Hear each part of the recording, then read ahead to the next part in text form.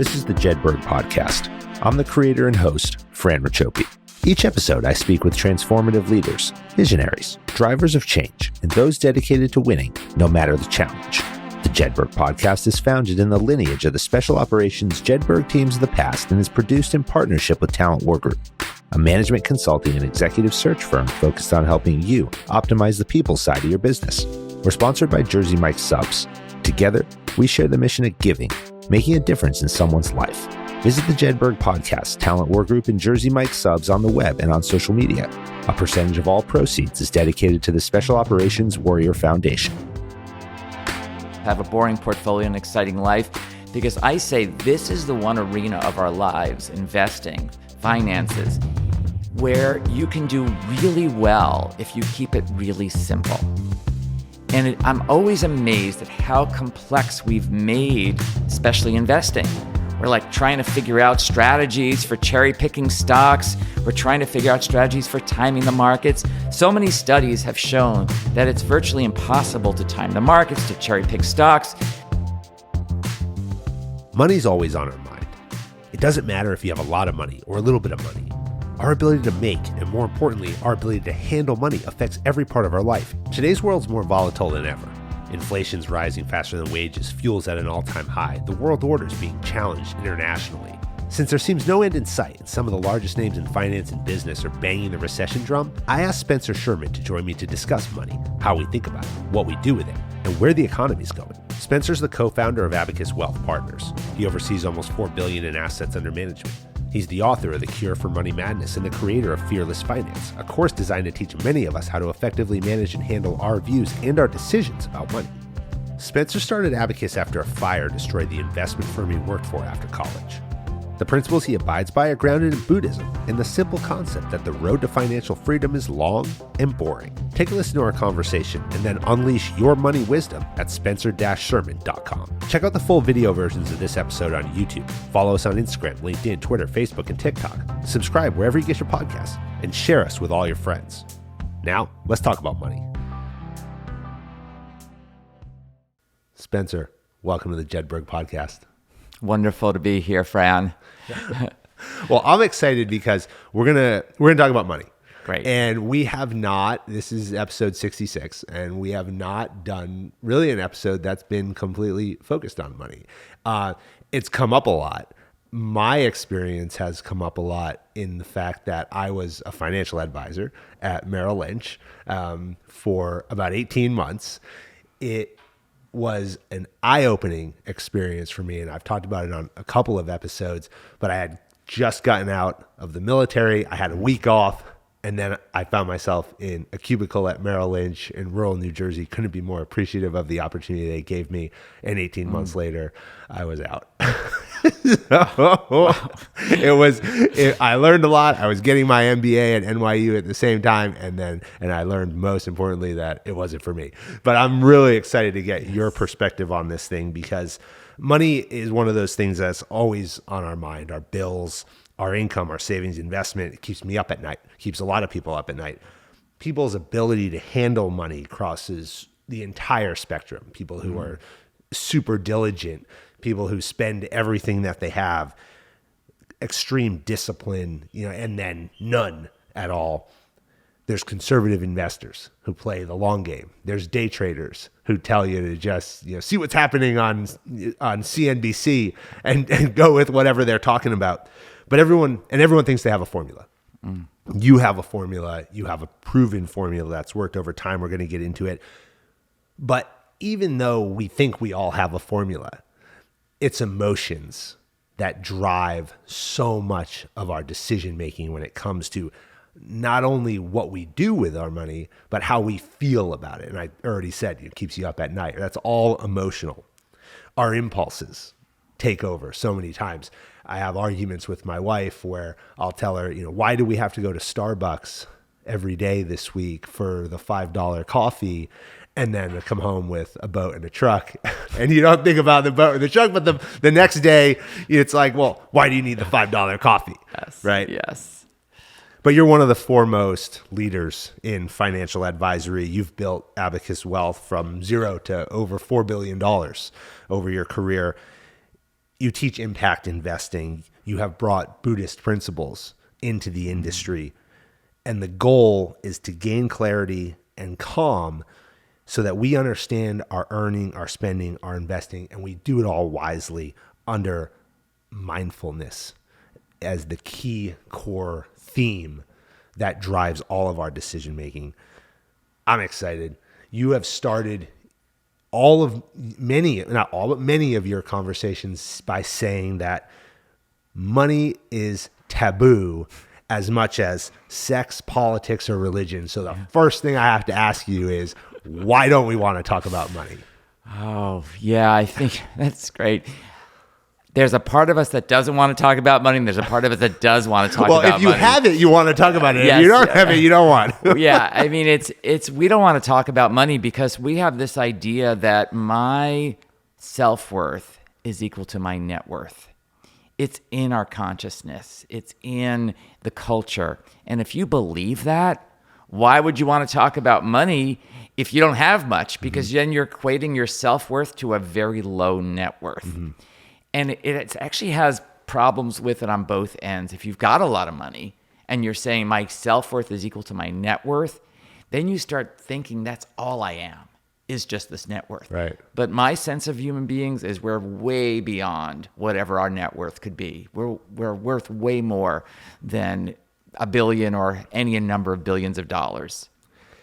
Well, I want to take it back to the start, and I want to unpack, because you've started to outline, right, how we think about what we've called in previous episodes, underlying behaviors, hidden drivers, the habits, right, that come from our mindset that we approach these different topics with. But you graduated Wharton with an MBA. You became a financial advisor at a large brokerage firm in Philadelphia. Why get into financial advisory after business school in the first place? And I shared my story with you.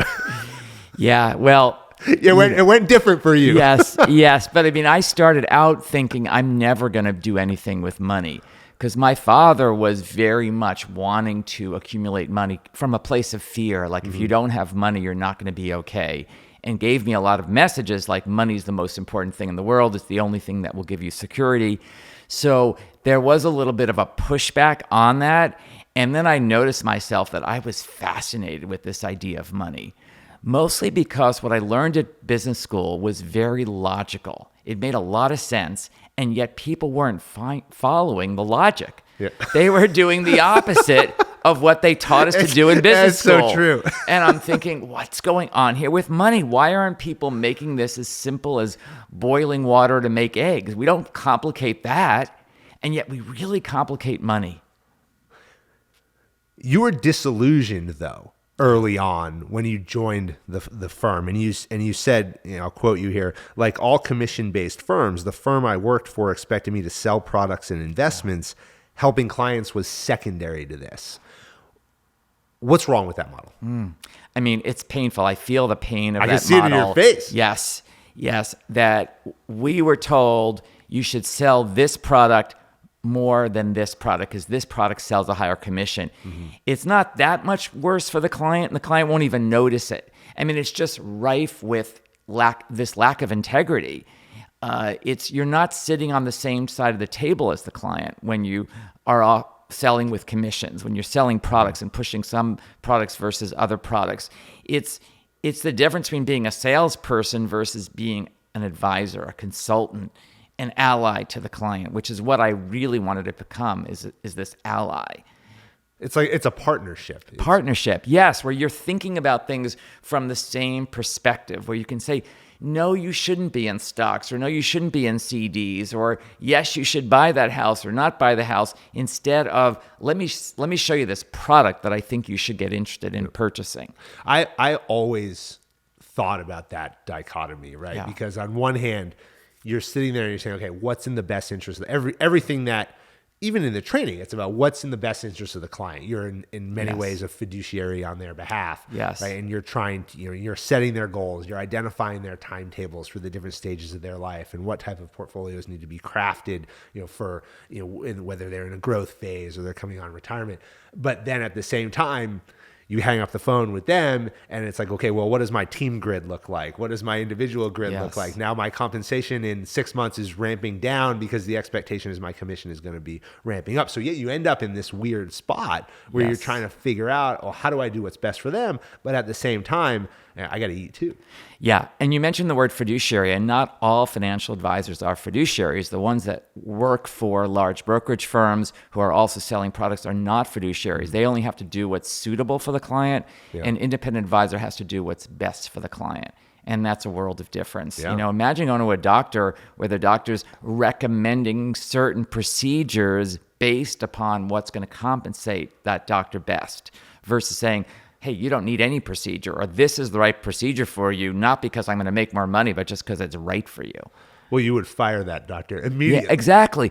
But the problem with finances is that things are often complicated, and you don't know what you're paying. The fees are embedded often in these products, and it's not clear to people what they're paying for, what they're getting. And I'm a stand for transparency, for people to really make finances much simpler than they need to be. There was a fire. Yeah. The fire was in your brokerage firm. It changed your life. Yes. You said, the day I entered the wreckage of what had been my office, I thought my career as a financial advisor was over. But in fact, that's when my life's calling truly began, unquote. So first off, what happened with the fire? And I understand that you ran back into the building. Thank you for bringing me back to the most embarrassing, shameful moment of my life. Yes. Thank you, Fran. So I had this belief, you mentioned about beliefs that there's so much in the culture. We inherit beliefs from our parents, from our families. And the belief that I so strongly adopted from my father was money is the most important thing in the world. So I have that belief. It's in my mind. I learned that probably at 4, 5, 6 years old. And I didn't even know I had that belief. And then this fire alarm goes off. And I'm managing a team of people on Independence Square in Philadelphia. I'm this young guy in my mid-20s. And I'm striving to prove myself. And when the fire alarm goes off, I say, keep working. Of course, let's be as efficient as possible. Don't even get up. Yeah, it's not a real fire. We've been through this before. So we keep working. Everything is quiet. No one's coming back. And I run downstairs from the second floor, and I see the fire trucks out there, thousands of people on Independence Square where the Declaration of Independence was signed. I run back up. I said, this is a real fire. Everyone out of the building. 2 days later, I come back to my office. They've just barely put out the fire, and I start feeling this terror inside because I know that the most important thing in my life is in that building. And if I don't get it, my life is worthless. So I convinced the fire marshal. I learned some negotiation skills at Wharton. Somehow I convinced him to let me into that building, and he guides me in with a flashlight. We're walking through knee-deep water. I'm smelling all the effects of the fire, and I grab my stuff, get out of that building. It's a sunny day, and I look down and I see what I thought was the most important thing in my life, and it's my worthless desktop computer. Back then, desktop computer. And I have this wake up, like, what? I just risked my life for this worthless computer? Yeah. And then later it dawned on me that this message from my father was guiding me to do something completely careless, responsible, reckless, to go into this building with electrocution hazards, asbestos, who knows what else I might have breathed in to get this worthless computer. So it woke me up. And I think of it as the worst and best day of my life because it set me forward on this course of, I want to start investigating. I want to really get into mindfulness and learn what was going on and how do I become a person that doesn't react to my emotions in the way that I did. And you have this realization during this that you can do it better, right? Yes. Like if I build my own firm, we talk about entrepreneurism in Yes. a lot of episodes. And I always say the hardest step for so many, the road is long and hard for every entrepreneur, but the hardest step so often is about just taking that first step. Absolutely. And so at the back end of the fire, you have this realization. Yes. You have this idea, you have this vision. Now, I always ask the question, what did you do first? to take that first step to say, okay, I'm done with you guys. Now I have to go out, do this on my own, and start over, essentially. Yes. Well, I had a sunroom in my little townhouse in Philadelphia, and I said, that's going to be my new office. I'm not going to have to pay rent. And I had taken this course on starting a business. And one of the things that I got out of this course was to take a sheet of paper, make a grid with 30 days on it, and say, what do you need to do? So on the rows, what do you need to do every day to make sure you're successful, to hit your goals? So I started writing down, I have to make this many phone calls every day. I've got to meet this many people. So you break it down. Like if I want to get 3 clients a month, you go backwards. What do I have to do to get those 3 clients a month? Well, maybe I have to meet with 10 people to get 3 clients. Well, to meet with 10 people, I've got to make so many phone calls. Yeah, 100 phone calls. Exactly. So I became this machine because my life was on the line in another sense, different from the fire, but I knew that I had to generate my own income. And if I didn't bring in clients, I was dead. Yeah. My business would not take off. So I believed in the numbers. I trusted the science of numbers. And one of the things that this teacher told me was go for the no's, which is kind of counterintuitive. But if you know that 3 out of 10 people are going to say yes, then you need 7 no's. Right. So that got me to let go of the fear of hearing a no. Like, it's okay. If I hear a no, I'm just 6 more no's away from getting a yes. And I would count on that. And those numbers came to be true for me. That's the most difficult part of that job. Yes. And in a lot of ways, any sales job that you have to do is how do you consistently hang up the phone, come out of a meeting, and then say, okay, I got to get back at it. I got to do it again. We talk about resiliency. We talk about adaptability as 2 of the 9 characteristics of performance that are used by Special Operations Command, and one of the core tenets of the podcast that we bring up in so many of our episodes. But you really have to understand that. And I always say that resiliency and adaptability are very closely tied to drive. Because if you don't wake up every morning and almost be able to kind of hit that reset button or hit that button that says we're going to keep going at this thing, we're not going to quit, we're not going to give up, the other ones don't really matter, Yeah, I mean, I tried to have as many warm calls as possible, so it wasn't just doing cold calls, because I didn't feel very good at doing cold calls. I did very, very few of those. I mean, I would be calling up friends and other people and asking people who they know who needs help with their finances. I would be speaking as much as possible. I got my first break at a law firm. A law firm asked me to speak to the junior associates.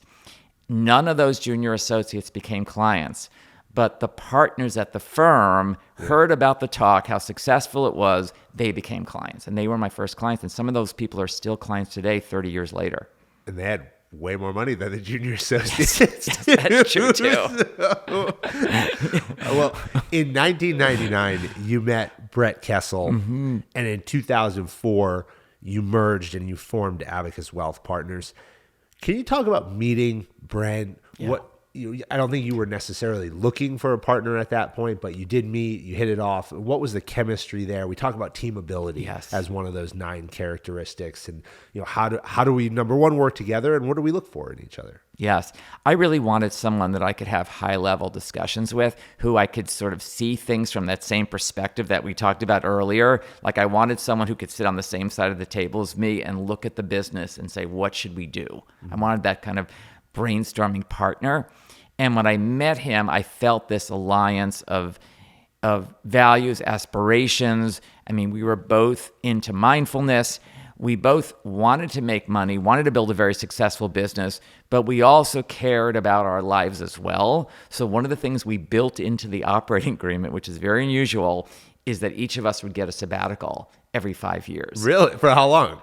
For 6 weeks. 6 week for sabbatical. You can do. I'm gonna put that in every operating agreement I ever sign Yeah. from now on. Yeah, and you could take longer. You just have to give up some money if you if you go longer. But we just said if this thing is not financially successful, we wanted it to at least be life successful. Like we want it to be fulfilling for us to merge together. We want there to be a benefit. So let's make sure there's at least one benefit, because you can't easily take a sabbatical if you're doing everything. If you're the CEO and everything, you can't do it all.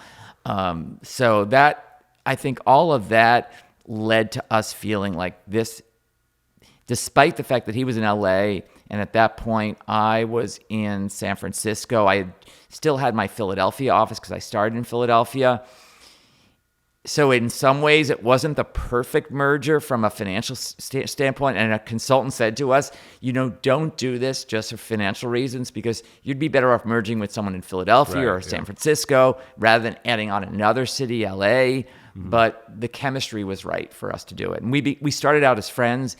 So we got a lot of testing as friends. And then we actually did a trial marriage together where we said to each other, okay, we're going to act as if we're merged. We're not going to sign anything, but we're going to realize the financial repercussions of being merged for the first year. Yeah. And we went through that first year. There was very little financial repercussion, and we then signed the documents. That's a pretty good idea. Yeah. Because then you can walk away. Yes. It would be easier to walk away after that first year. Because if one of them had an outstanding year versus the other one, we would have had to pony up some money.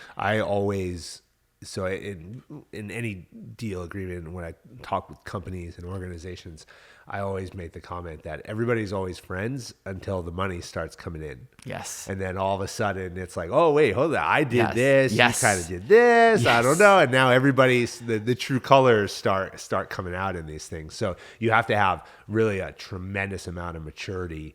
Right. And egoless. You said it. Egolessness and maturity, I think, are so key to handle money, because it comes up. It's like we want to be recognized for our efforts, and we sometimes see our own efforts more clearly than our partner's efforts. Yeah, you've done nothing here. Yes. Right. Yes.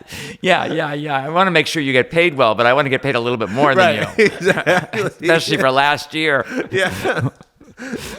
The other component that you and Brent have brought into the practice that started from the very beginning is Buddhism and the culture of mindfulness. That's core at Abacus Wealth Partners.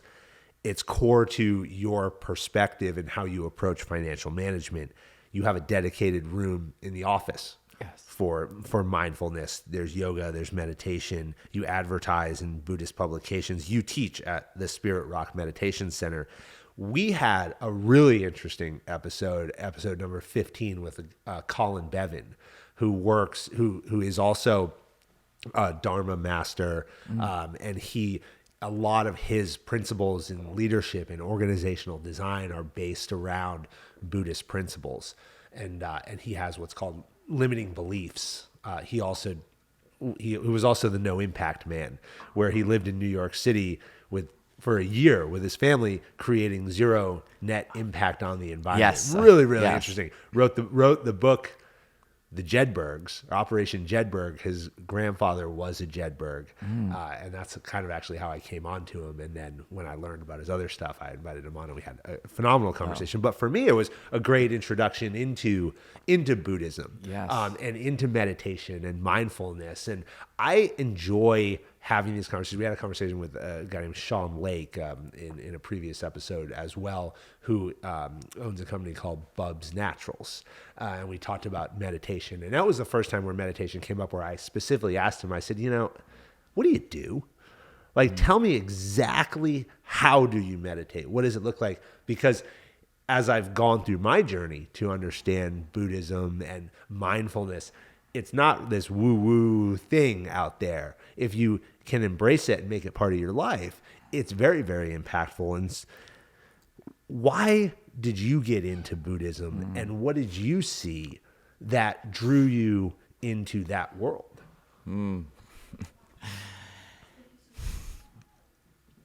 I got into meditation practice. I think one thing was the fire. That was a wake-up call. Like, I need to investigate. And one of the tenets of, especially what's called insight of Vipassana meditation, is this ability to investigate what's going on, to actually look at yourself, to actually be the witness to what's happening. And that was appealing to me.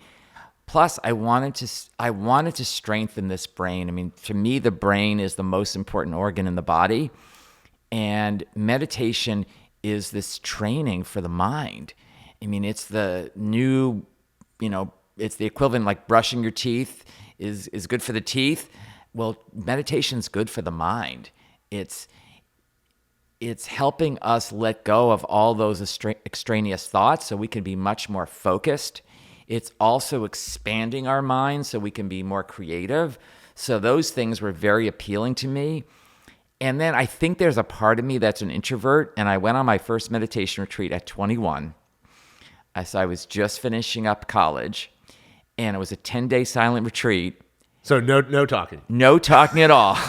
And I was a little bit terrified. I don't go 10 minutes without talking. Yeah, I mean, I was like you. I was a little bit terrified of this. I mean, my roommate talked me into it, and I just felt like the challenge was the thing that ended up getting me to do it. I don't know about you, Fran, but I like challenges. If someone challenges me to someone, let's see if you can take a cold shower, Spencer, for 5 minutes, I'm more likely to do it. So he said, hey, I bet you can't spend 10 days in silence. Oh, I bet I can. And so I agreed to go. And this was in central Massachusetts, out in Barre, Massachusetts. And it was a wild time. And most people say, a wild time? I felt all this energy building up in myself. I came away feeling completely recharged. Like this was the ultimate vacation, because you're actually taking a vacation from that busyness of the mind that kind of wears us down. And I felt this clarity, this laser-like focus by the end. I felt really high, very naturally, just by meditating. And I think it was the power of meditating in a group. I mean, there were like 200 people in silence meditating together. That kind of energy converging, all sort of supporting each other to get to this very still place inside. That was very affirming, very edifying for me. And seeing other people do it, Yes. it shows you that you can. We had Josh Yes, Bridges, former Navy SEAL and CrossFit star, on episode 60. Phenomenal guy. But he talks about these people who put goals on a pedestal. Yeah.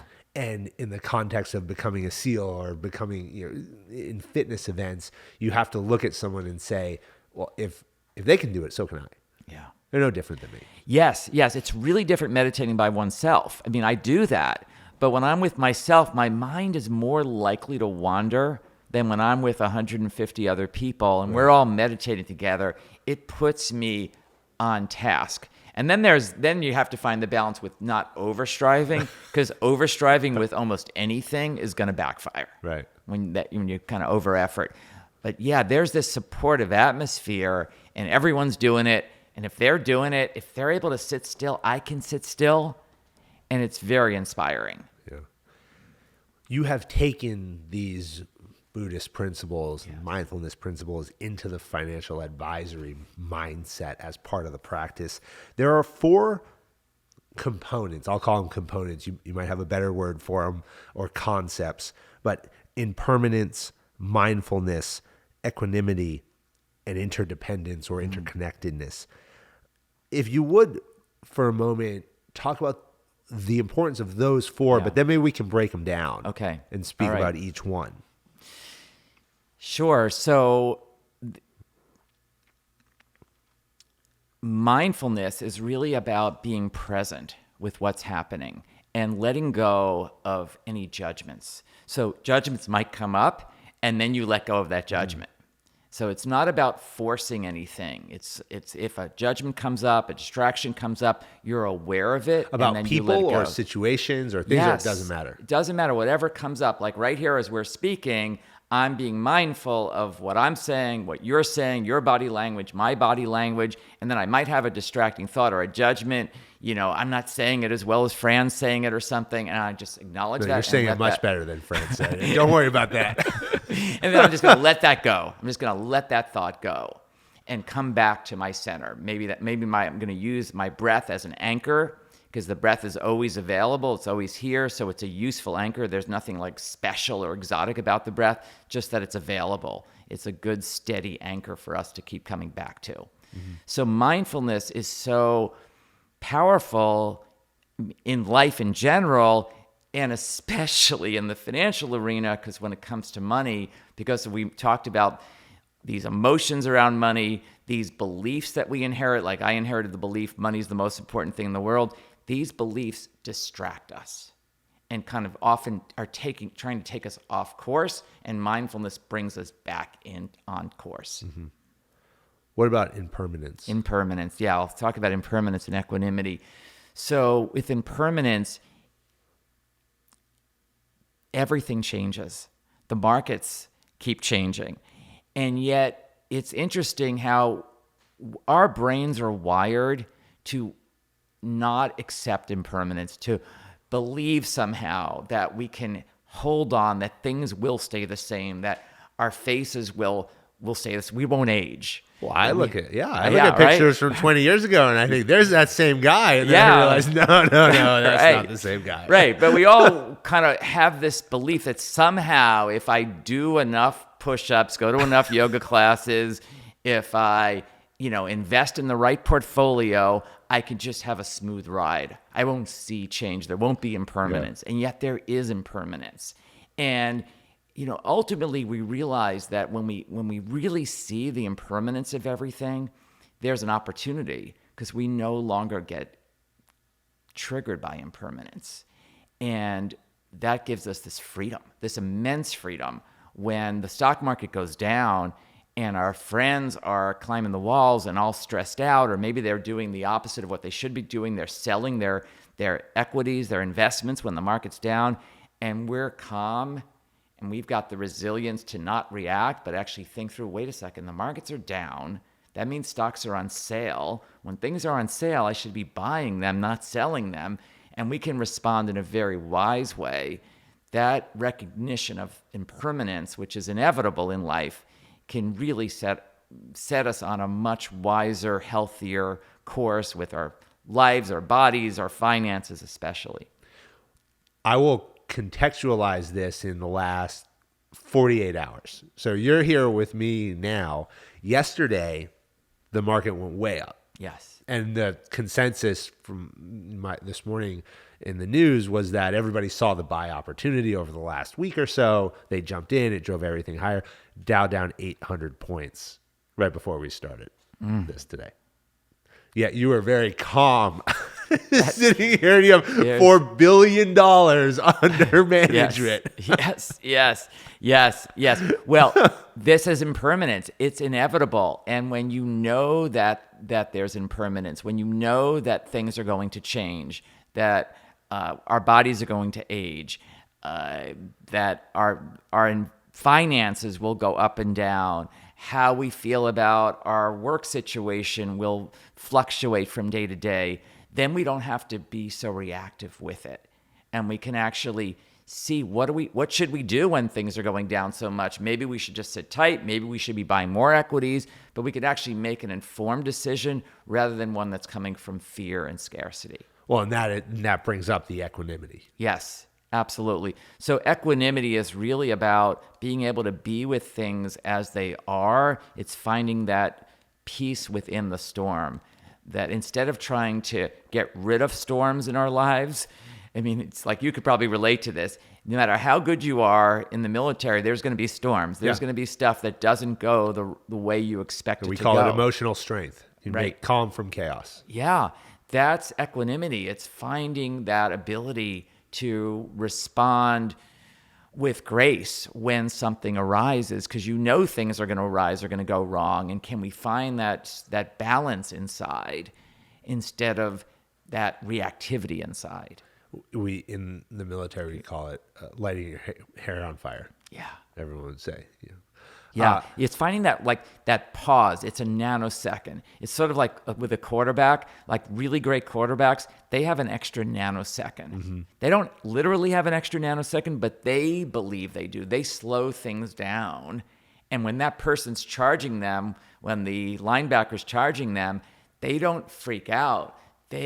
Time expands for that, a quarterback. Right. So imagine that for your life. If you're this equanimous person, and you can stay centered and you can just feel your breath when you're in the midst of chaos, like the market going down 800 points, then you're going to be able to respond and throw that pass accurately to the receiver or do the right thing with your finances. Right. Interdependence. Yeah.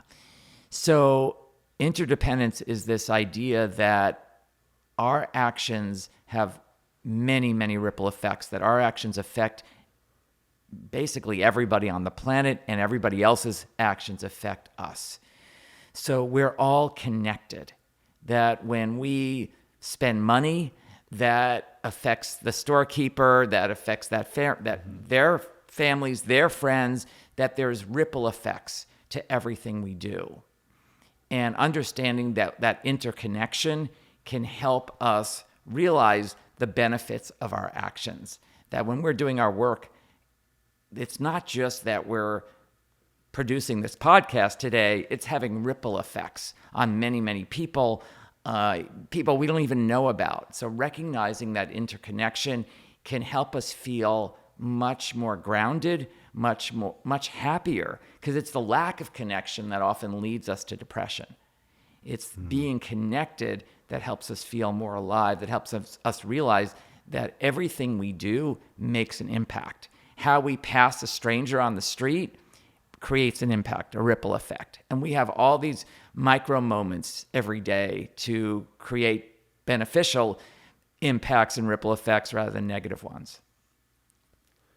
And we talk about that in the firm, like our interconnectedness, like how we treat our colleagues at Abacus has huge ramifications.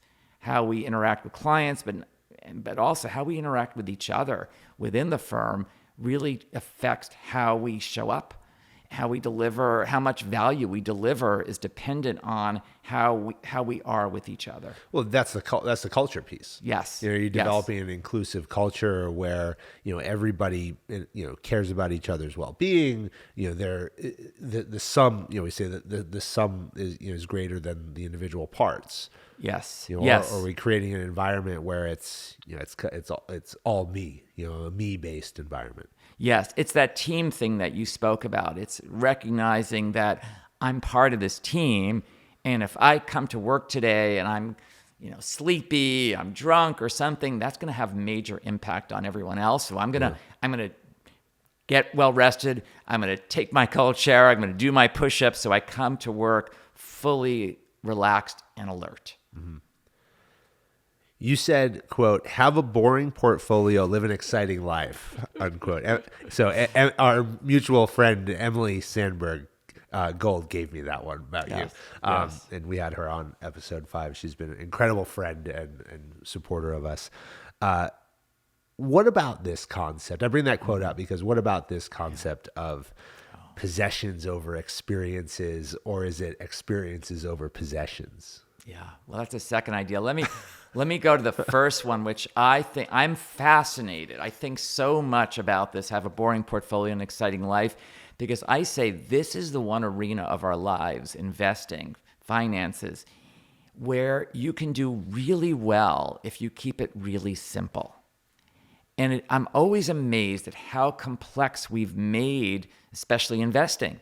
We're like trying to figure out strategies for cherry picking stocks. We're trying to figure out strategies for timing the markets. So many studies have shown that it's virtually impossible to time the markets, to cherry pick stocks, that you might think that Netflix is a great company, but so does everybody else. Right. So they've already priced it really high. So your chances with Netflix are almost the same as with any other company to do well, because there's so much information flow today.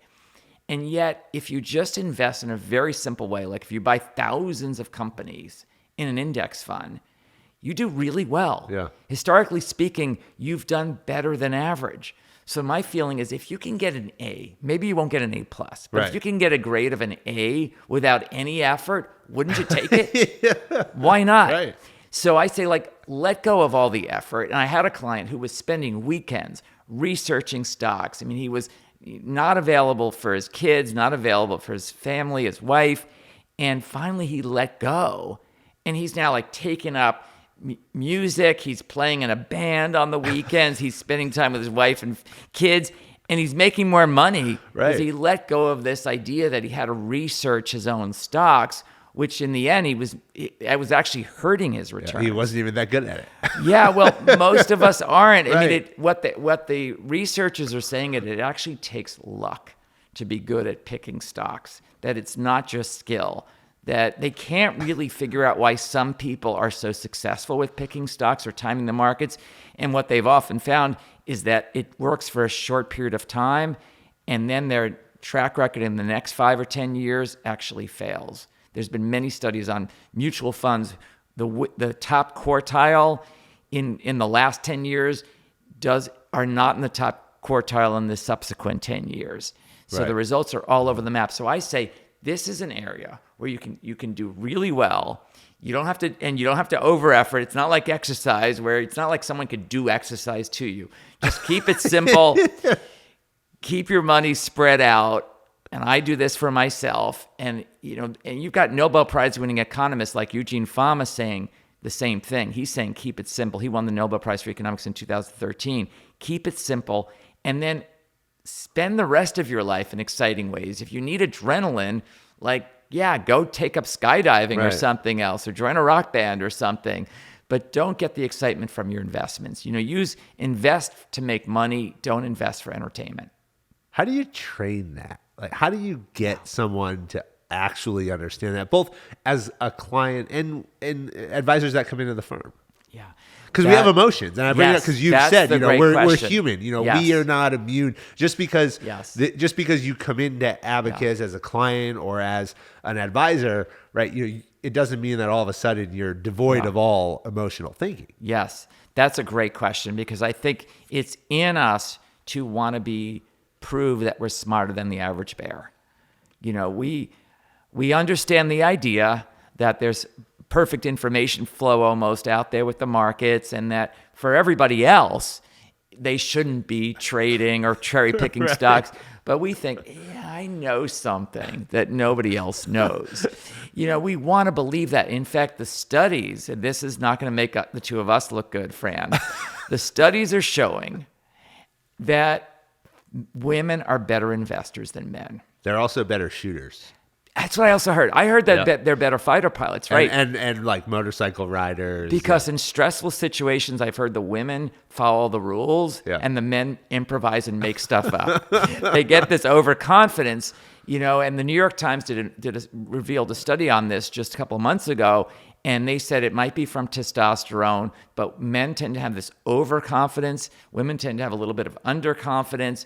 And with investing, they've done all these studies over long time periods showing that women are vastly outperforming men as a whole. I mean, it's incredible because they're doing something very simple with their investing, and they're making more money. Wow. And men feel like they've got to, keep making it more interesting. They got to reinvent the wheel. They got to prove they're smarter than the average bear. And I say, just make it easy. Make the rest of your life interesting and complex. So there's just got to be this constant reminder. Yes. Yeah, I'd say, so to answer your question, this reminder that you don't need to make it complex to win, and to notice that desire to make more than everybody else. And where is that coming from?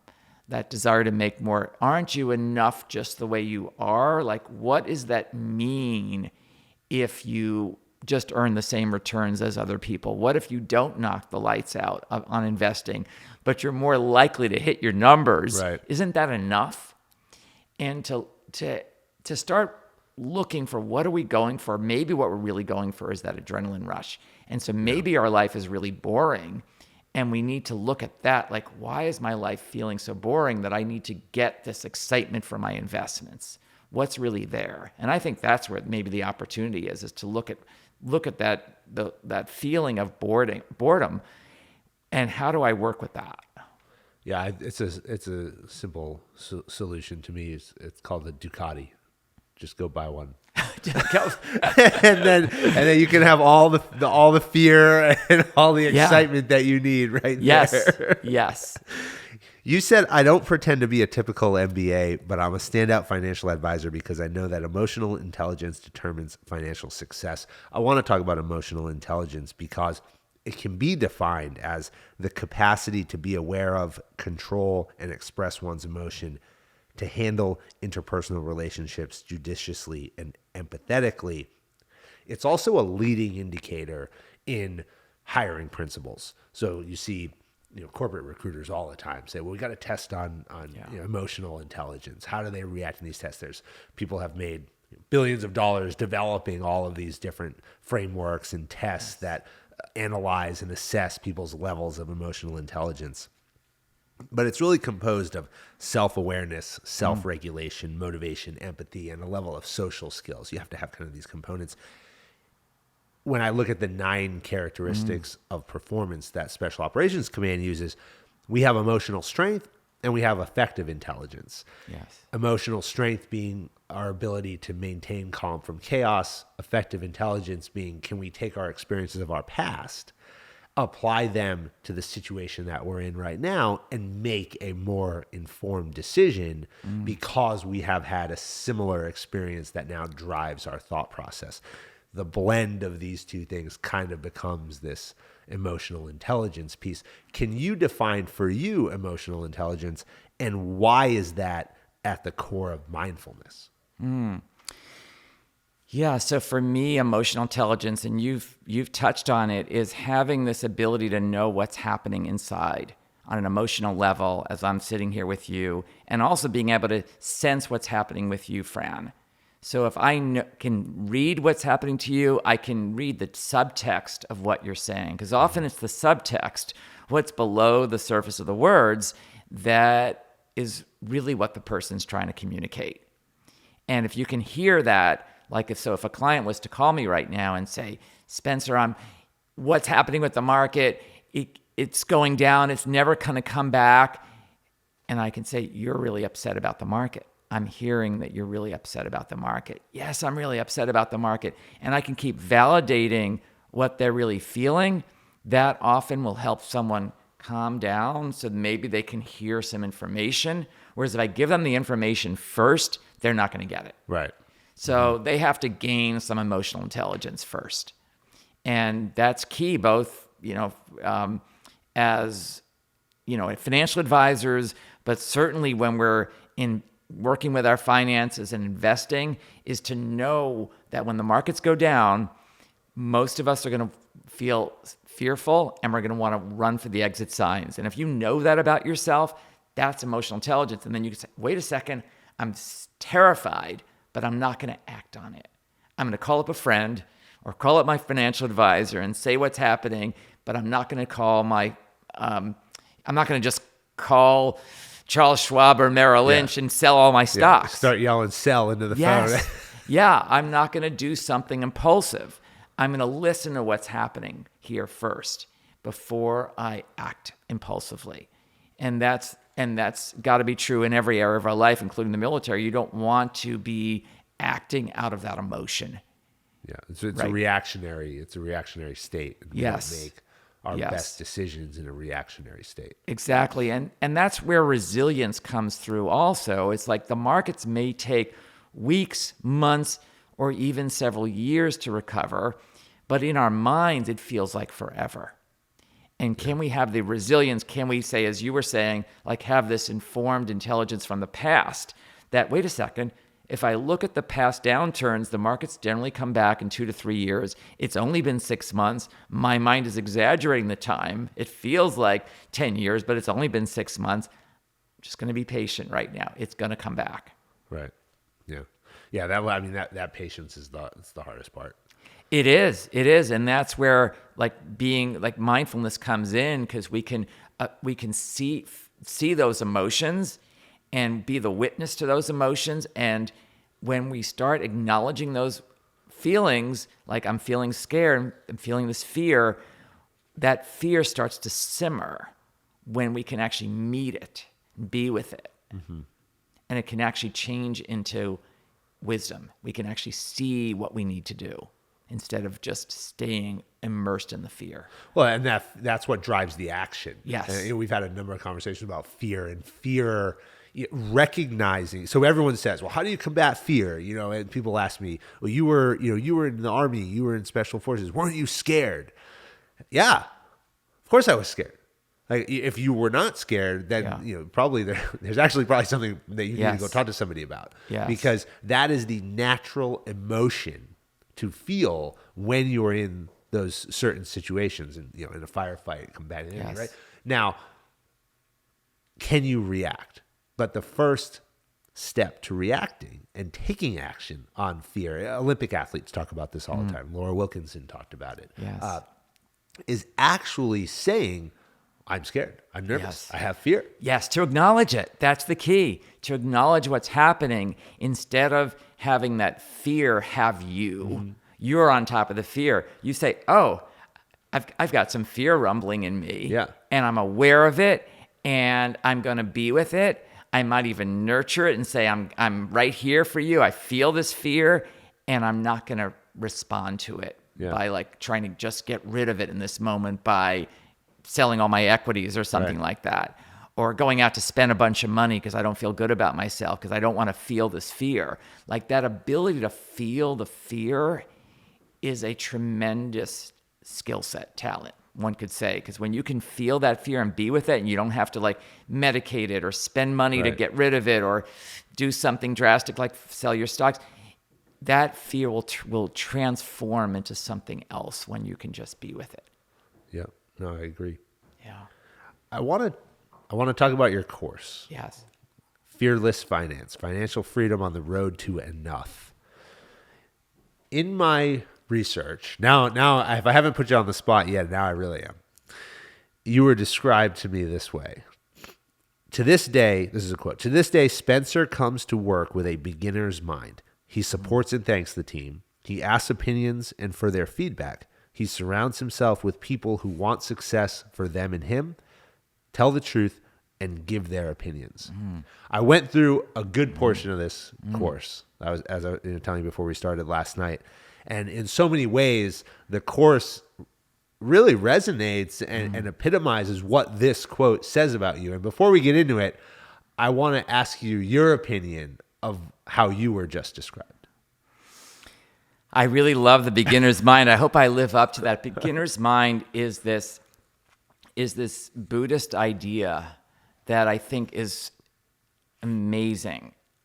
If all of us could take on that beginner's mind, the world just opens up. And the beginner's mind is about seeing things as they really are. So it means when you see your spouse or your child or your best friend, you see that person in a completely new way.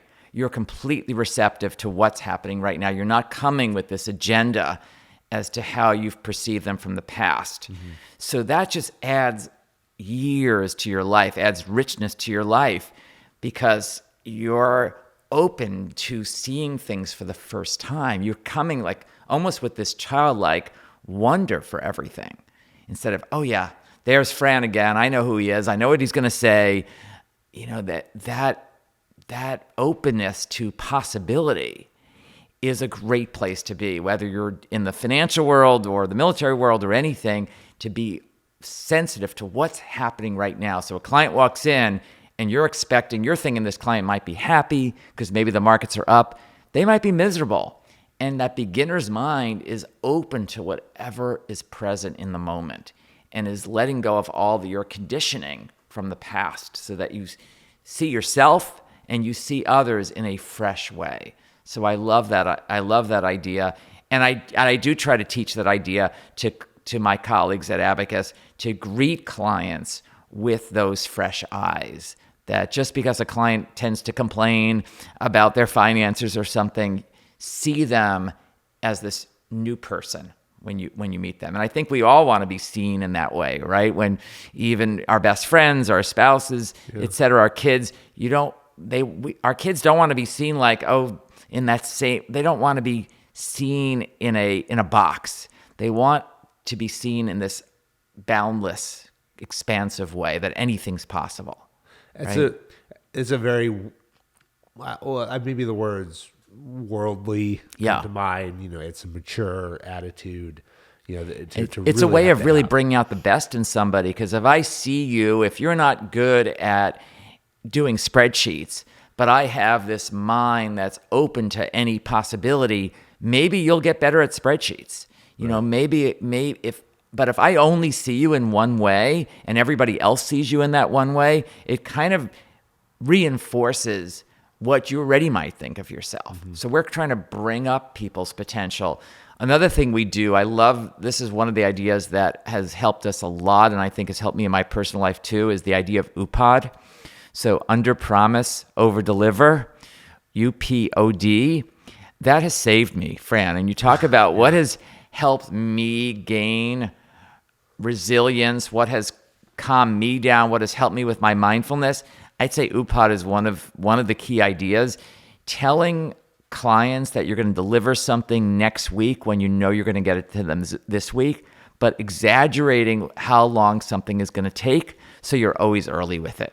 Right. So, telling your spouse or friend you're going to show up at 6:00 and then showing up at 5:30 or 5:45, is that giving yourself those buffers in life just decreases stress.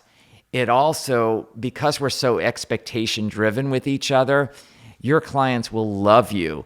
It's not about what you do for them. It's about what you do relative to what they expect you to do. And if you can set the expectations below what they receive from you, they're going to love you. They're going to think you're an A+ person. Yeah, that's a super important concept. Yeah. There are two main concepts of the program, of Fearless Finance, that you've put forward to cultivate inner wisdom. Yeah. The first one is the fact that we're all going to die, but very few people actually want to think about this. Yes. I don't want to think about it. But when you talk about finances, that actually has to be the starting point in a lot of conversations.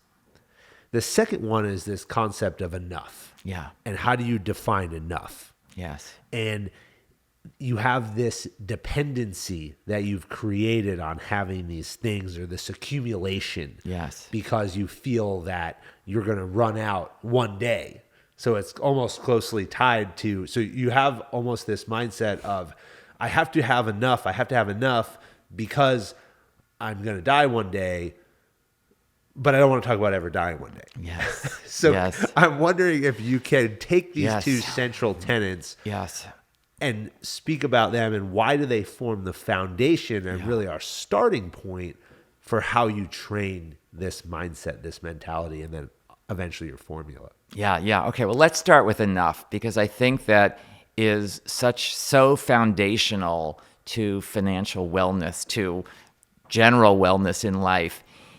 Enough sounds like a very limiting idea. Like, who would want to go for enough? Why not go for just more and more and more? The problem with going for more and more and more is it trains our brain to be in a place of scarcity, a place of fear. Because we're never arriving. We're saying, well, I'll have enough when I double my money or triple my money. But if we're training our brain to expect to arrive in the future, the brain will start to think that that enough arrives in the future, that it's never right now. Right. So we never arrive. We're always in this place of fear and scarcity. So where enough is actually this boundless idea. When we're in this place of enough, of sufficiency, anything is possible because we're at ease. We're in that parasympathetic nervous system, that more relaxed state. We're no longer grasping. And we know in our lives that when we're grasping in the business world, when we're grasping certainly in the investment world, that's when we tend to make our mistakes. I mean, that's when I invested in a privately held company I should have invested in because Right. somebody told me I was going to 100-fold my money. I was grasping. I felt like there was not enough. I didn't feel enough that day. And he caught me on that day. And I was like, yes, this is going to take away that hole of not feeling enough. Right. So enoughness there's two kinds of enoughness. There's financial enoughness. Like we all need to have some basic level of finances in order to pay, for our basics like food, shelter, Sure. clothing, water, and all that. But all of the economists have found that our happiness is correlated with money, but only up until a certain point. Maybe up until $80,000 a year, $100,000 a year, $150,000 a year, depending on location, family size. But as we keep going up that income ladder, eventually happiness plateaus. So there is a way to get to enough because for most of us, we don't keep getting additions as our wealth continues to expand, that financial enoughness is possible. And then really the most important thing is this cultivation of this inner enoughness, this sense that I have enough today. I have enough time. I have enough friends. I have enough money, that I do enough, that ultimately I am enough. And when we're in that place, magic happens. We're more likely to get the job when we're not grasping for the job, or get the new client when we're not grasping for the new client. We're more likely to do well in sports. I mean, the best sports people are more relaxed. So that's what I'm trying to do with myself, with everyone, is help everyone get to this place of enoughness inside so that they're not straining for more, because that straining for more keeps us in that cycle of fear and scarcity, which is not a healthy place to live.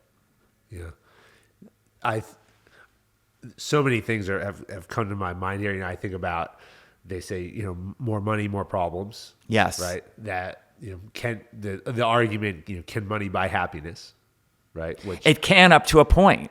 Absolutely. And there are many people who do benefit from having incomes of millions of dollars a year, and one can be very impactful. You can do great philanthropy. So it might be that you are having more happiness from having more money. I'm just saying that the studies, which you have to take the studies with many grains of salt, Sure. are suggesting that for most of us, we don't need more than a certain amount of money to have that sense of enough, and that we're actually thinking that we need more to get happy, and really we can be happy right now. Yeah. And if we're happy right now, here's the irony, Fran.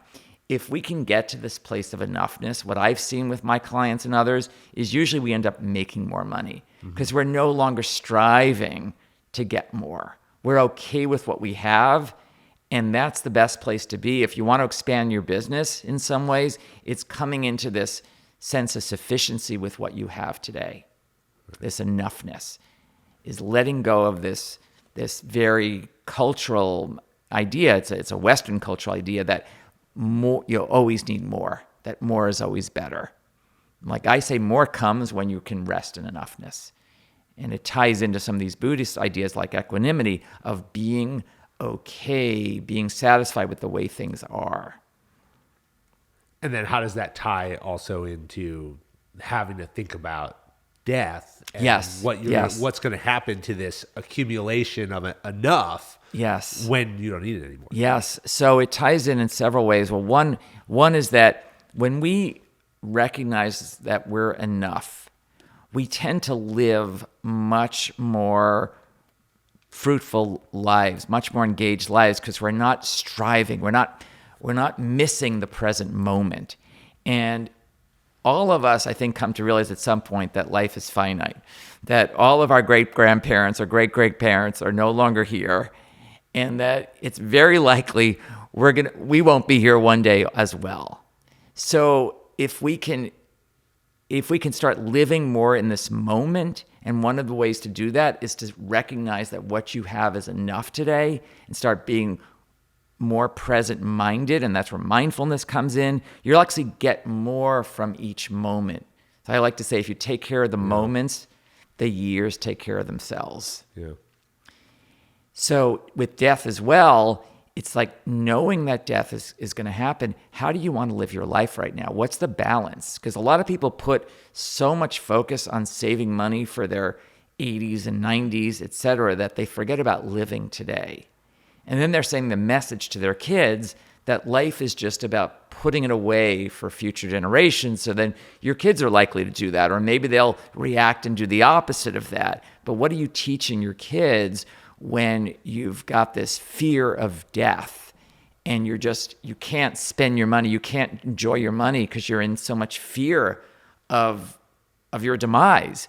So one of my meditation teachers, he actually sleeps in a coffin occasionally because Really? he wants to get so comfortable with death. He feels like the more comfortable he's gotten with death, the more joy he has in his life. Now that's an extreme example. Yeah. Oh, yeah. I'm not suggesting any of us do that. I don't do that. Right. But I think in many traditions, there is this contemplation of death. And when we're in our culture, it's like the opposite. Don't even talk about it. Don't think about it. But if we can really see that death is going to happen for each of us, we might live that much more wholeheartedly. We might, if we're not in fear of something, then we don't have that energy going to trying to keep death at bay. We don't have all the energy going to that fear. Like, what do you do with all that fear of death? That there's energy going to that. What if you didn't have that fear of death? Maybe you could just live with more fully if you didn't have the burden of death on your shoulders. How do you define financial success?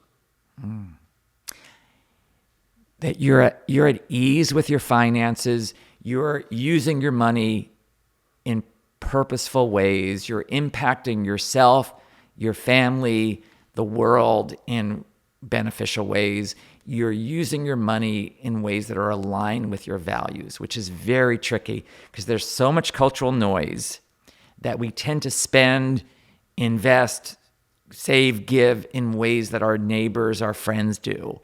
And I'm trying to get each of us to do what really feels true to ourselves. So buy the fancy car if that's really who you are. Buy the big house if that's really who you are. But start letting go of trying to match what other people are doing. Not easily done, but there's tremendous rewards from really matching your own values. Well, this ties nicely into the next question I had for you, which is about the 4 negative emotions that drive behavior: anxiety, envy, shame or fear, and selfishness. All right, let's talk about, can we go to... You pick. You right. choose the first one because we're going to I want to go to them. envy because I feel I've just known myself, and I know for so many people, there's so much comparison thinking happening. And comparison thinking is this other, just like thinking about death, the fear of death distracts us from our purpose, just takes away energy from us. Comparing ourselves to others, envying what other people have, diminishes our own power and energy. And I had envy in abundance, not something you want to have in abundance, with a friend of mine. I mean, he just did everything so well. He had New York Times best-selling books. He was a better meditator. He, had a better exercise program. Everything about him seemed better than me. And it was eating me up. It was keeping me from flourishing, and my friendship with him suffered as a result. And then I came upon this practice, which really changed my life and changed my relationship with him.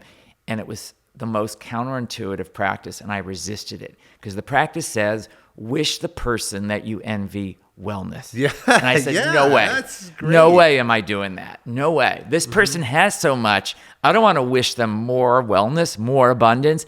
But I started doing it because I reached a point where I said nothing else is working. And it was hurting me. I was suffering with this relationship. I was kept thinking about this person. Every time they had a success, instead of feeling joy, I was feeling envy. And like, why not feel joy as much as we can in our lives? So I started wishing this person well.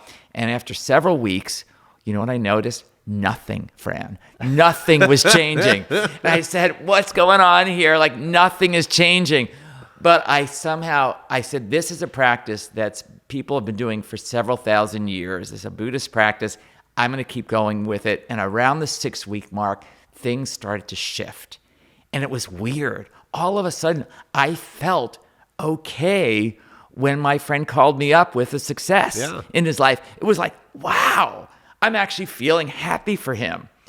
And I noticed it started happening with other people as well. So all this extra joy came into my life, and my friendship with this person drastically changed. And I freed up all this energy. I started feeling better about myself, because living with envy it's hard to live with envy and feel good about yourself. Yeah. I just was having a similar conversation with a group of former Green Berets like myself, and we were talking about a couple of guys who've done tremendously well for themselves. And it was the same thing where we have become, as an organization, so bad at supporting the guys who are out there. They've made a name for themselves. They've done all this great stuff. And too many times we look at them and we're like, that guy's full of shit. He's a liar. Nobody believes him. And then we actually made the decision amongst this group. It was about 4 of us. And we said, you know what? Let's just support everybody. Like, we got to stop. Yes. Like, we got to stop this. Yes. Support these guys. Yes. Because what they're doing is awesome. Yes. And they have built tremendous followings. Yes. And if we will cut out so much nonsense. Yes. And bring the community together where everybody will come up, if we just say, yeah, that guy's doing an awesome job. And I'm going to support everything they're doing. Yes. I mean, this is an incredible practice. I mean, we all have this comparison thinking and wishing that person. You really have to do it with intention. And in the beginning, it might be a little bit of a fake it till you make it. Yeah. But really trust the process, that if you keep wishing those people well that you are comparing yourself to, you're envious of, things will start to change for the better. It's an incredible practice that I am so grateful for. Because it was a big backpack to be carrying, of always feeling this sense of, what about me? Why can't the sun shine a little bit more on me and a little less on him? Now it's like I'm totally fine if the sun is shining all the time on him. Like, the more the better, because it's not just this zero-sum game. There's plenty of opportunities out there. Yeah, it's a big world. Yes. Okay, next one. You want me to? I'll give it to you. Anxiety. Okay. So money, I feel, produces so much anxiety within us. I mean, the American Psychological Association said that money causes more stress and anxiety than almost anything else. And there are ways that we can increase our anxiety, and we seem to be following those ways. Like, we are all reading books on how to increase our anxiety. So let me tell you how to increase your anxiety, and then that will inform us of what not to do. So we listen to what the markets are doing every hour or every day. Every minute. Even. Every television channels and radio. Oh my God. Like, what are we doing? Like, people, come on. Like, it almost seems like we want anxiety. It's time for us to start recognizing, like, we have this human body, like this machine, and we have a sense of how it works. And just like you said, we need to start recognizing, like, what we've learned from it, so we don't keep repeating the same mistakes. Like, by now we know if you keep watching, something that often, it's going to create more anxiety. We're going to see more volatility. You don't want to watch volatility that you don't need to be watching, right? You don't need to be aware of every thought your teenager has, because if you knew every thought, it would make you feel like a really bad parent. Oh, yeah. Even if you think about what you were thinking about when they're their age, you're like, oh, no. But they can't possibly be thinking about that. Yes. It's like, if we start really pursuing every thought in our mind, it produces more anxiety, instead of just saying, okay, there's that thought, that negative thought, I'm just going to let that one go by. Much wiser approach. We don't need to be watching the market's movements every moment. We don't need to be checking in with our spouse. How's our relationship going right now? How's it going in this minute? How's it going that minute? That just fuels anxiety. So one of the ways... check my podcast downloads 5-6 nine Yes. times a day. Yes, that That's true. The best exactly. days are when I'm not near my computer because I don't Right? check it. Right? It's like we need to recognize this profound enoughness that we have in this moment. And we don't need to look for confirmation that we're doing well by checking our likes on Facebook, by checking our email accounts to see if we got that email back. What if you're just enough, just the way you are? What if you're already doing enough and you don't need to reach for anything to validate your enoughness? That is freedom. Yeah. Shame or fear? So there's a lot of shame around, especially around our past money decisions or mistakes. We all have that. I should have bought. If I had bought that house, I'd be wealthy today. Yeah. If I had invested in Apple at the beginning or Amazon at the beginning, I'd have so much money. Or if I didn't invest in that company that went bankrupt for me, I would have a lot more money today.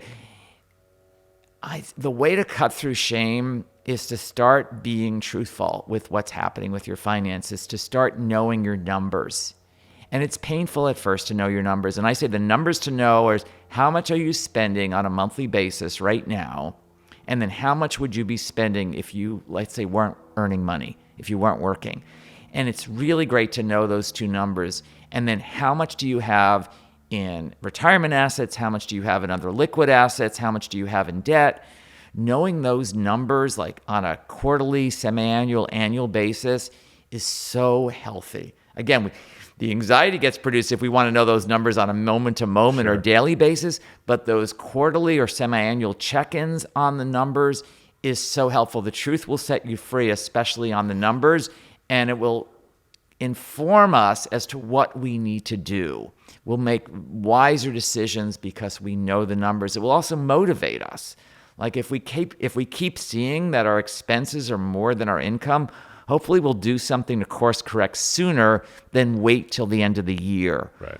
Or for many of us, maybe it's wait for 2 or 3 years before we course correct. Right. And the same with our investments. A lot of people are in this delusion of, I know I shouldn't have invested in those investments. I feel a lot of shame around that. I don't want to talk about those. So I'll just tell my friends about the fact that I bought Amazon and I made a lot of money in Amazon.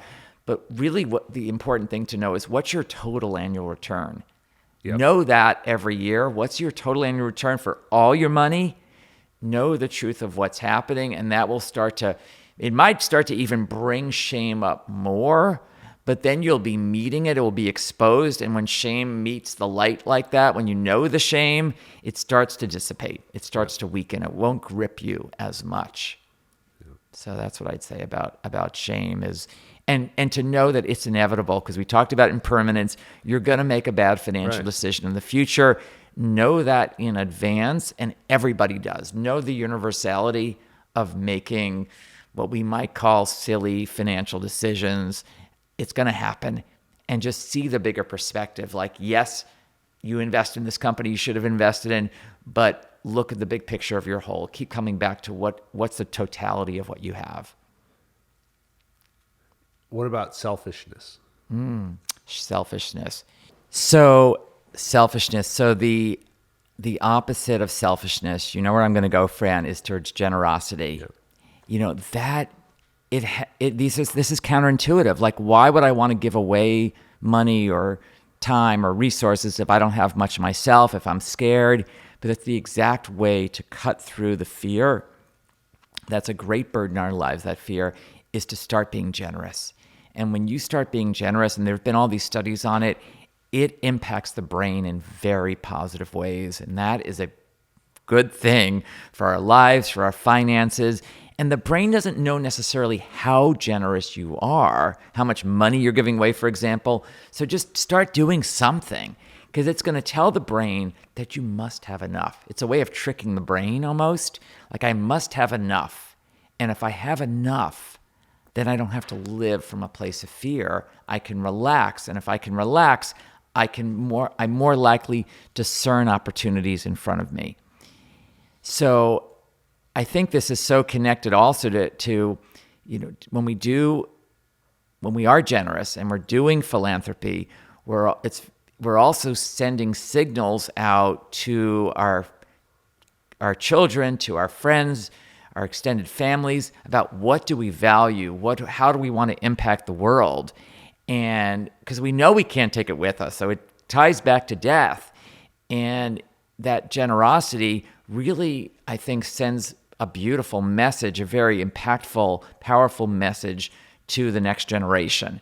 Like, this is what you can do with money. Like, it's not just about spending on oneself. And in fact, there have been studies showing, this always blows my mind, that generous families keep their money.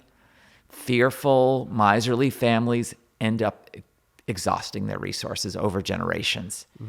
It's counterintuitive, right? Because the ones that are generous, they're healthier.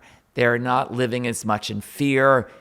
The next generations get the idea that money is not just to be used selfishly, and they become better stewards of the money. So generosity can actually help you keep more. And I have a story about a couple. They were very fearful about money. They wanted me to double their money. I doubled it. Then they said they needed another doubling. Double it again. Yes. That's how we are. We just want more and more and more. And that's why I talk about enough is like somehow we have to declare that we have enough, because otherwise we're on that treadmill of always wanting more. It's universal. And finally, it was through being generous that this couple ended up feeling their sufficiency and letting go of all of that fear. So they have less money today than they did 10 years ago, and yet they feel wealthier. They feel more free.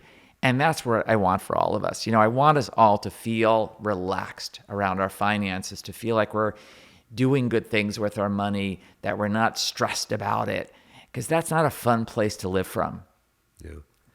We live, though, in this, we call it the VUCA world, this volatility, uncertainty, complexity, ambiguity, which, look at the world order today. Internationally is being challenged. The dollar is being, people are bringing up saying, is the dollar, should it be the world currency anymore? There's all these things that are going on that create this. We talked earlier about the impermanence. Yes. And that is VUCA, that everything is going to change, and everything has these second and third order effects, this interconnectedness. And so I think those principles tie very nicely into this organizational design theory. But there are ways to combat that. Mm-hmm. When we talk about VUCA, we talk about VUCA prime, that volatility is combated by vision, uncertainty is combated by understanding, complexity requires clarity, ambiguity requires agility.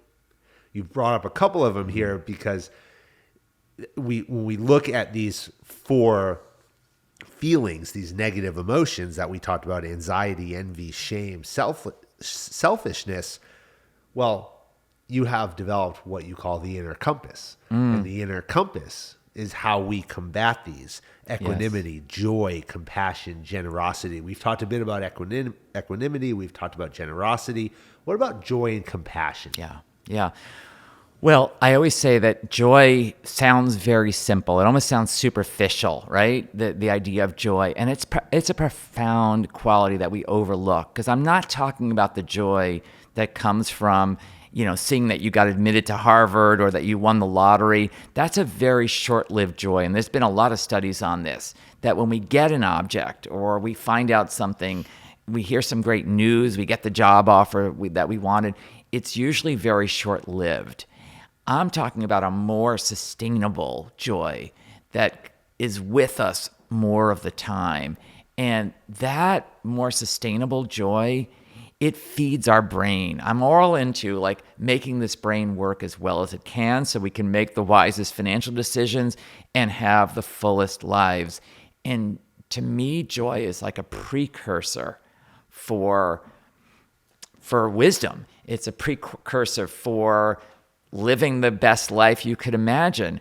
And joy comes from often being present. So mindfulness can really help us access joy, because what I notice is the opposite of joy is when we're distracted often. Yeah. When we're in distraction, it's hard to feel that joy. But when we're really focused on what we're doing, like we are right now, there's a joy that naturally comes from that. It's liberating. It's liberating. So I say find the career that you love, because when it comes to money, it's not just how much money you earn per year, it's how much money do you earn over your lifetime. Right. And if you're loving your work, it'll be more sustainable for you. You'll do it longer. Find the friends that you love being around. Forget about how much they like you. Look at whether you are enjoying, do you feel good when you're around them? Right. What's going to really bring you sustainable joy? Is that new electric bicycle that maybe you're going to ride 3 times a year? Is that going to bring you a lot of joy? Maybe, maybe not. Till you get the bill. Yes. Start looking at things from that place of joy. Don't underestimate the impact of joy. Joy has great impacts on our health and on our wallet. When we're feeling that joy, we're happier, we're less likely to do destructive behavior, and we're less likely to do the things that undermine our finances. And then there's also this sympathetic joy that I talked about, where you're feeling happy when another person is joyful or another person achieves some success.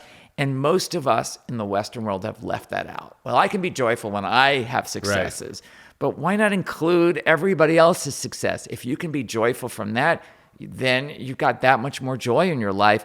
And joy is a great thing for your business. Like, who doesn't want to work for a joyful person, right? You want to create a culture in your company where people are like, wow, this place is so joyful, I don't even want to go home. Yeah.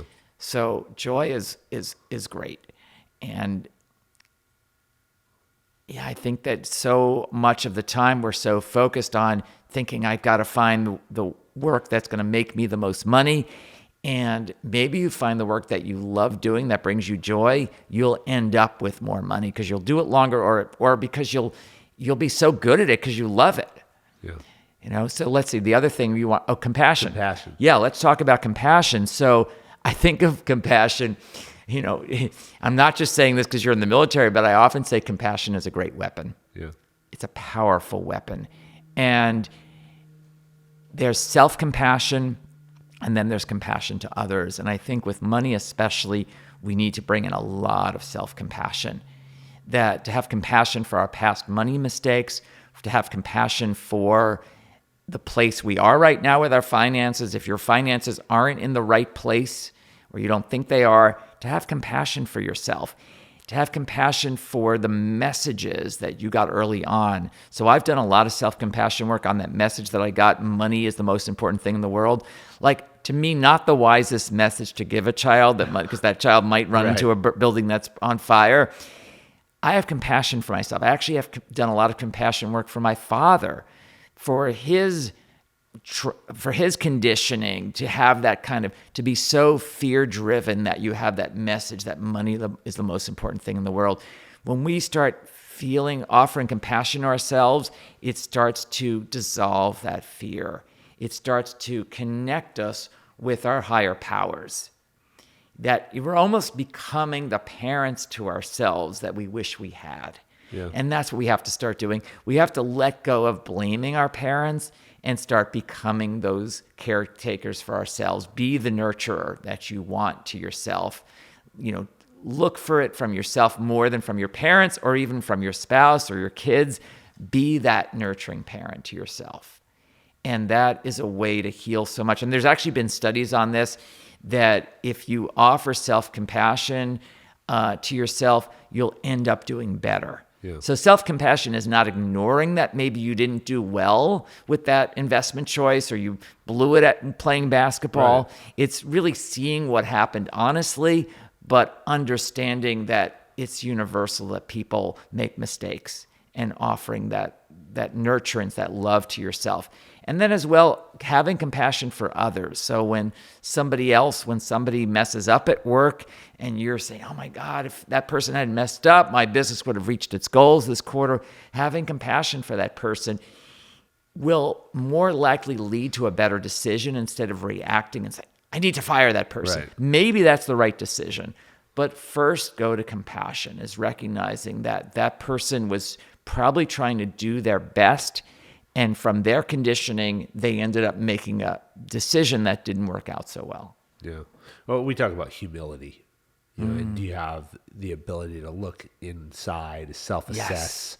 Yes. understand in reality where you are, right? Not this perception. It's got to be honest and self-reflection. I love that. And with that humility and that self-reflection, we can actually feel the difficult emotion and have like compassion for the sadness that we might feel. Like, I can't believe I lost all that money, gambling or making that bad investment, or I took that job that didn't go anywhere. Feeling the sadness and allowing ourselves to feel that sadness and have compassion for ourselves will transform that feeling. And what we tend to do instead is run away from it or shove it down. And that keeps it in place.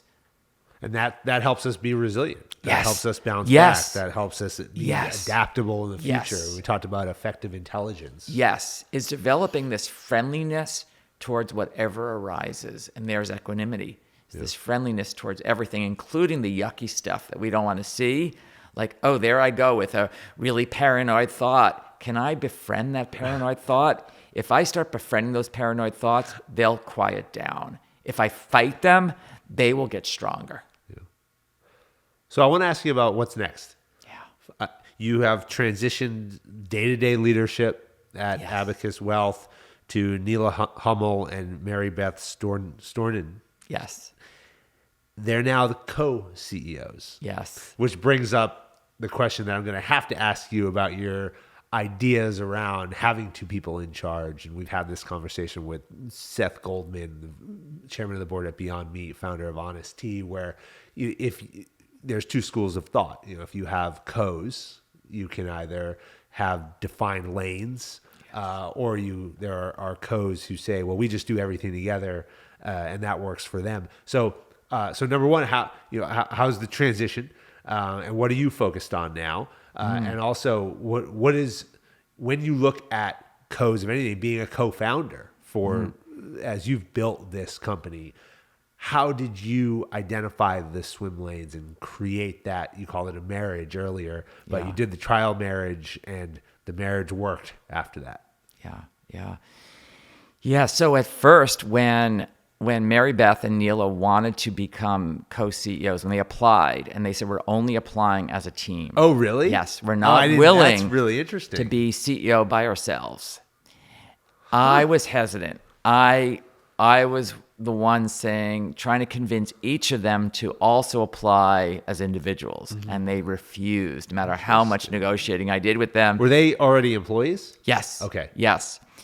And then I started really hearing what they were saying, and something shifted in me when they said that we have our different lanes, and we feel that we are able to course correct each other. We're able to bring out the best in each other.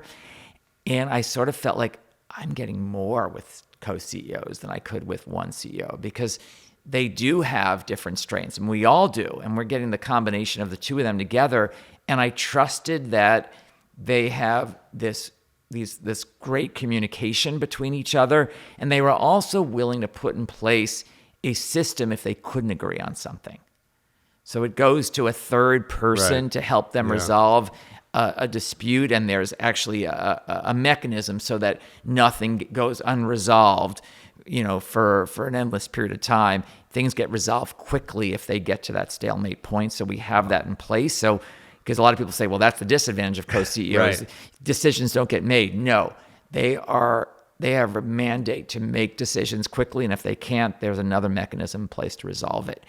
So I ended up becoming very supportive of them. They are phenomenal at what they each do, and they bring different things to the table.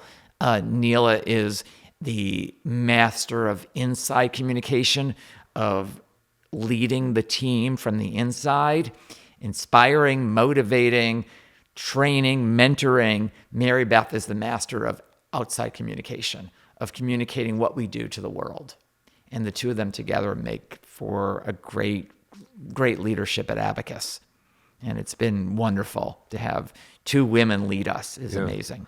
I think it might also make for a great follow-up conversation to have with them.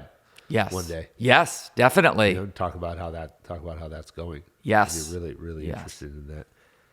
You're focused on seminars, courses, sharing your lessons, corporate retreats, Clubhouse talks Yes, recently. yes. How's that going? It's going great. So next month, I'm going to be teaching at a very, very large tech company, a household name. I'm going to be teaching their employees about training your mind for financial success. Because at this tech firm, it's full of overachievers, people who are so fearful and are so much in that comparison mind, they can't enjoy their money. They can't spend any of it. They just feel they have to keep saving it and saving it so they can have as much as their neighbor.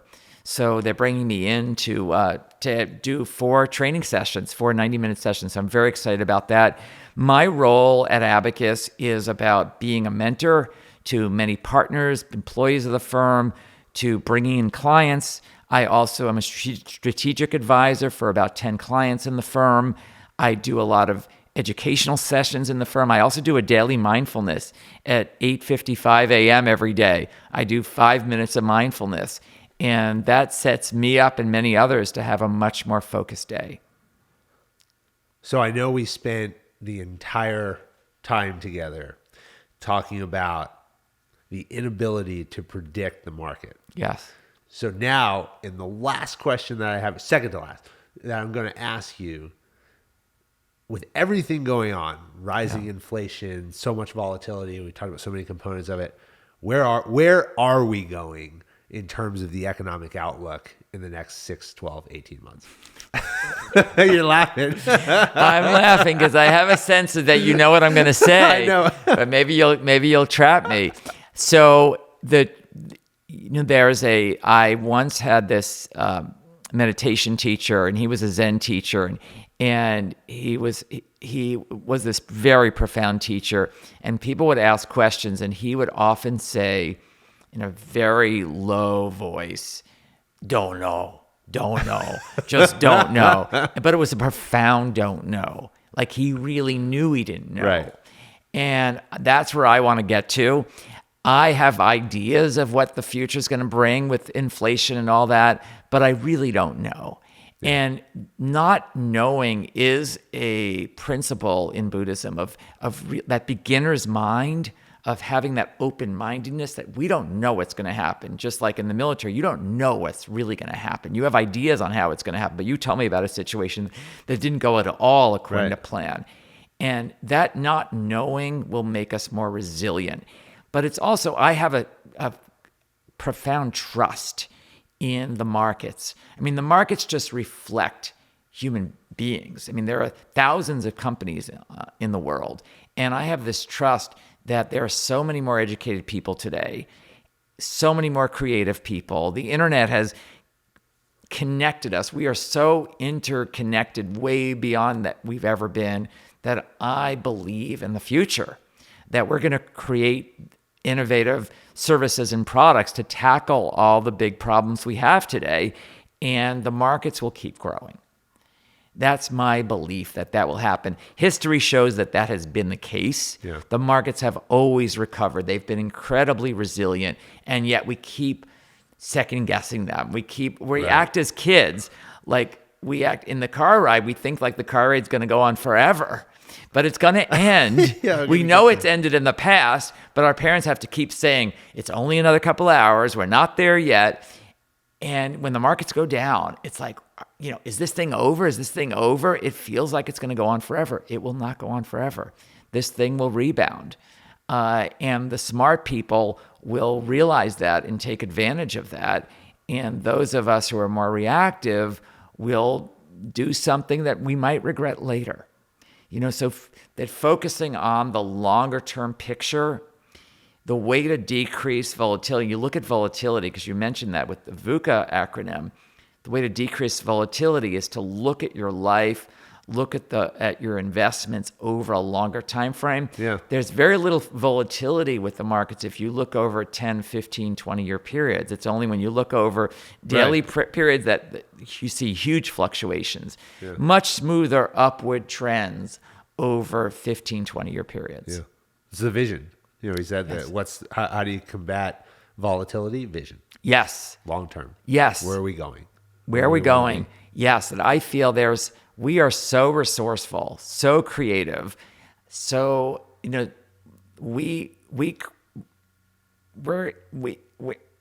necessity is the mother of invention, right? And if we need to solve problems on this planet, we are so educated, more educated than we've ever been in the history of mankind. We will come up with great solutions.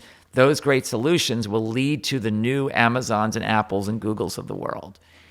And that's the thing that I'm saying, focus more on what's possible in the future than on how the future is going to end or how dreary things look right now. I think more about what's possible. Spencer, as we close out, the Jedburghs in World War II had to do 3 things as core foundational tasks, habits, you might call them. They had to be able to shoot, they had to be able to move, and they had to be able to communicate. If they did these 3 things with the utmost precision every day, then they could focus their effort, their attention on more complex challenges that came their way. What are the 3 things that you do every day in your world to be successful? Well, I don't know if I have I know what one of them is. I don't know if I have 100% track record, but I'll say that things that I aim to do every day, and maybe I'm 80, 90% there. So I sit quietly every day. Because when I wake up in the morning, my thoughts are ricocheting back and forth like a pinball machine. I'm worried about X happening. I'm thinking about this employee, this partner, what's happening with the markets. I'm thinking about where am I going to what am I going to say when I speak later today? So the mind is anticipating a lot, and it's kind of chaotic. So I want to calm that down so I can gain my center, gain some resilience, gain some power. And I find mindfulness to be so efficient at producing that centeredness, that strength, that stability that I need when I start my day. So I sit and I let go of everything that's in my calendar. I just say, it doesn't matter. What doesn't matter what happened, doesn't matter what is going to happen. What's important is what is happening right now inside. And that time is really, I think, what makes me the most money in my life is that centering. Gives me the most joy, because how do you feel joy if you're not centered, if you're always distracted?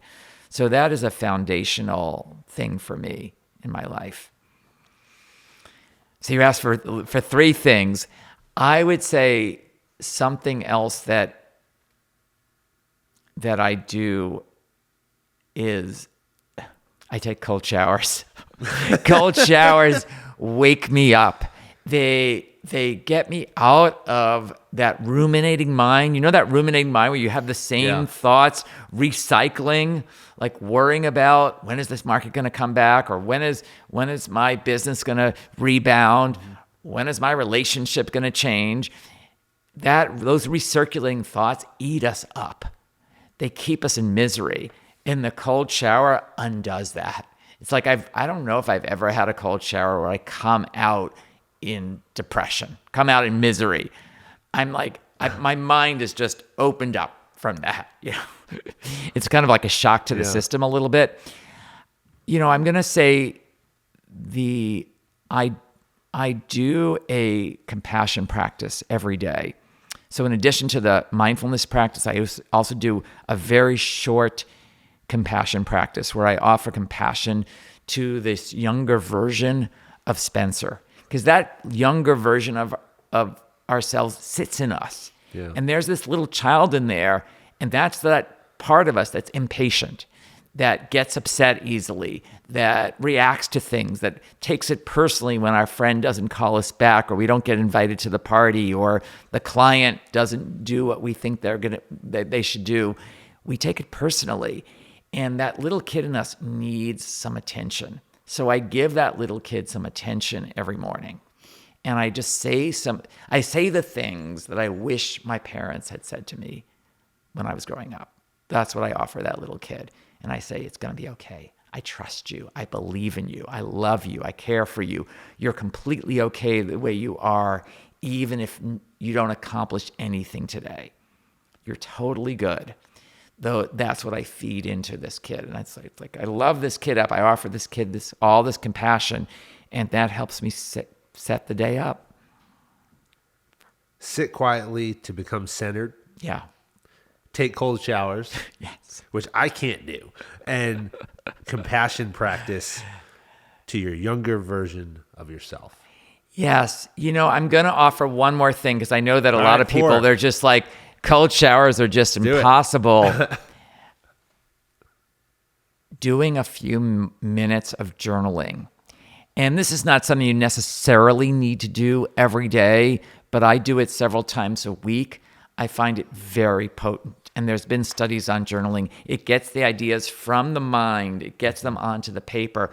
And then I promise myself that I'm going to throw out the piece of paper because I want, really? yes, because I want the freedom to write anything on that paper. And if I know I'm keeping it, I'm going to edit myself in subconscious way. I want to know that I can write anything and it doesn't matter because I'm going to destroy it when I'm done writing.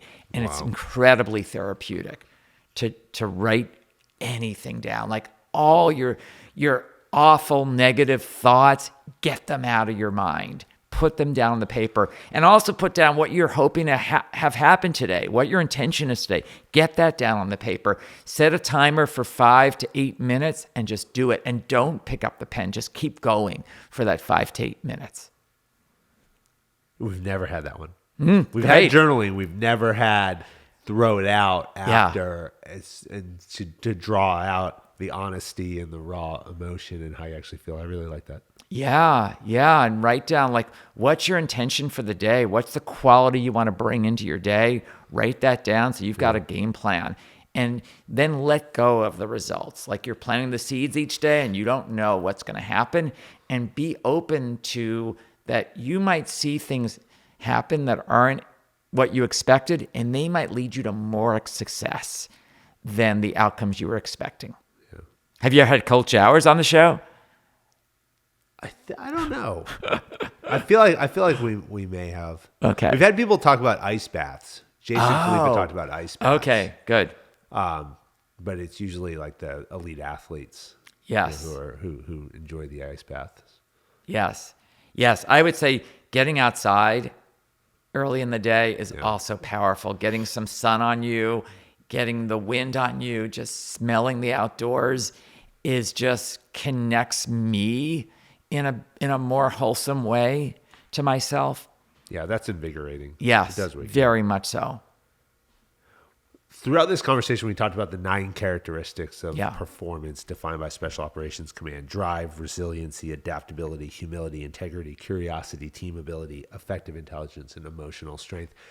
High performers exhibit all 9 of these, never at one time, because the situation that you're in dictates what variation that you use and you need of a number of them.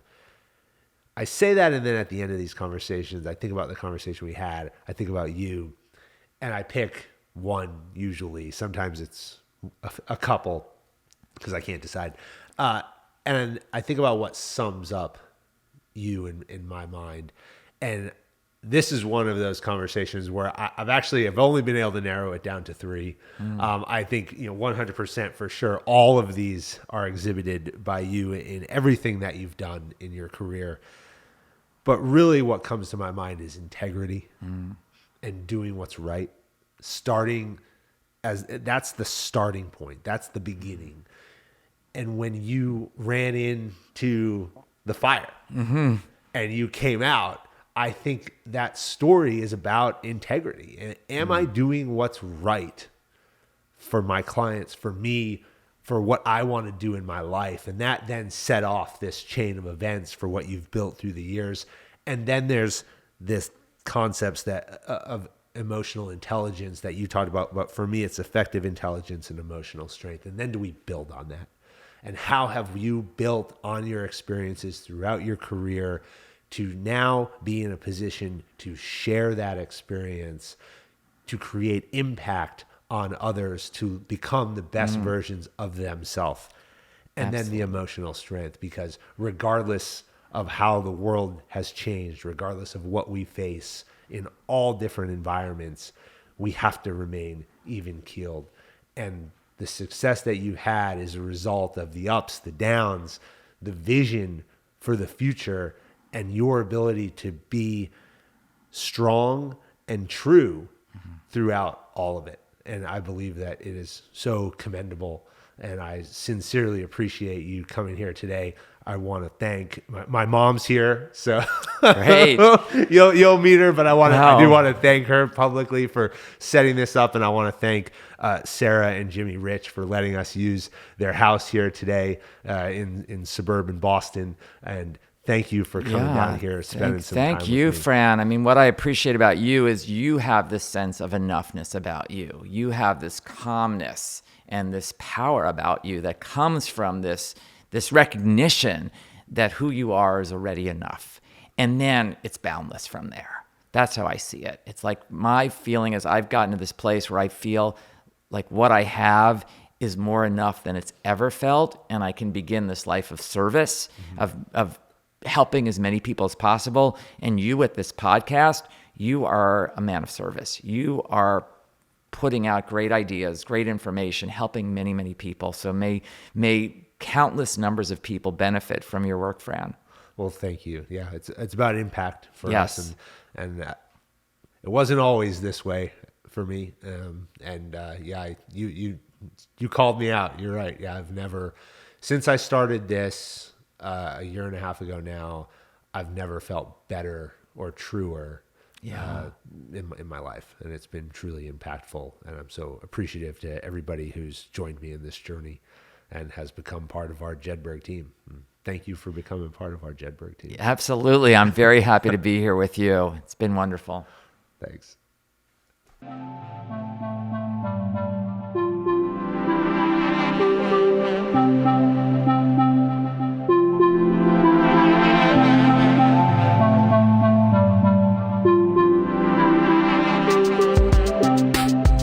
American Jedburghs went on to form the foundation of the United States Special Forces and the Special Activities Directorate of the Central Intelligence Agency.